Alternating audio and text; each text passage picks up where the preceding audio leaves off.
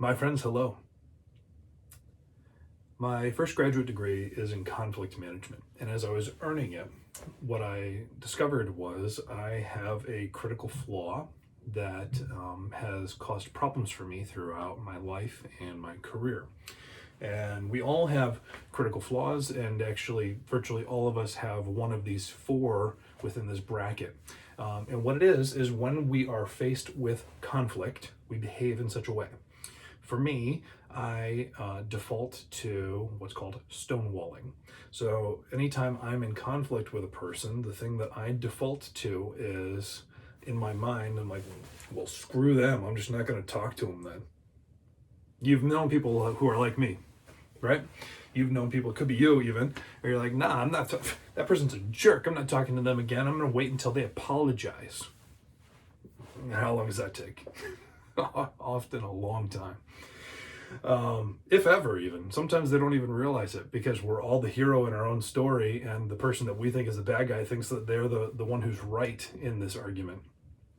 So stonewalling really does nobody any good, but it's the default setting that I have, and so I have to work to overcome it anytime I'm in conflict. I mean, I've been in conflict with people I've been on boards with people with business partners. I've been in conflict with my family members and my wife and all these people, and we all have conflict throughout our lives. Conflict is natural. Conflict is inherent because we are unique individuals who have different perspectives. Sometimes you don't even agree with yourself, right? So how the hell are you going to agree with everyone else? There's always going to be conflict in our lives.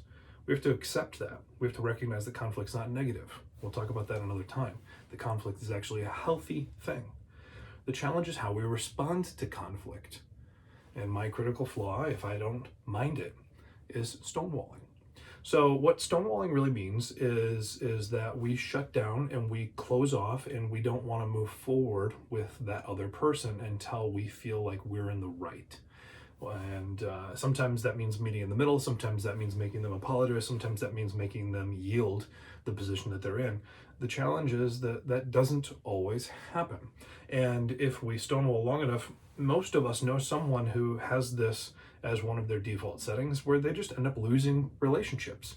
The person who's gotten divorced 4 times, there's a reason why they get divorced 4 times. It's not because they've married the wrong person 4 times, it's because of their behavior. When this happens, we need to evaluate what we can do differently, and we need to figure out what is it that we want in the first place. Instead of shutting down, we need to hit this argument head on. We need to go in and say, you know what? I felt disrespected when you did X, Y, and Z. I would like you to apologize for that. Or, you know what? How you handled this really infuriated me, and we're both looking at this from different perspectives, and I acknowledge that we both have different vantage points on it. It's not necessarily that I'm right and you're wrong, but I definitely don't feel good about this, and we need to figure out how to work through it together. There's a lot of healthy ways that we can deal with conflict. Stonewalling is not one of them. If you're the kind of person who has this as a default setting, it's normal.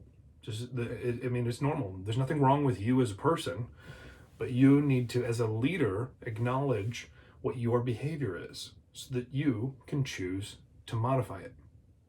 What happens when you do this is you're going to find that your conflicts are more constructive than destructive.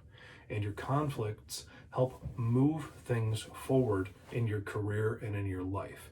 When you own your behavior, that's when you behave like a leader. And that's when everyone wins.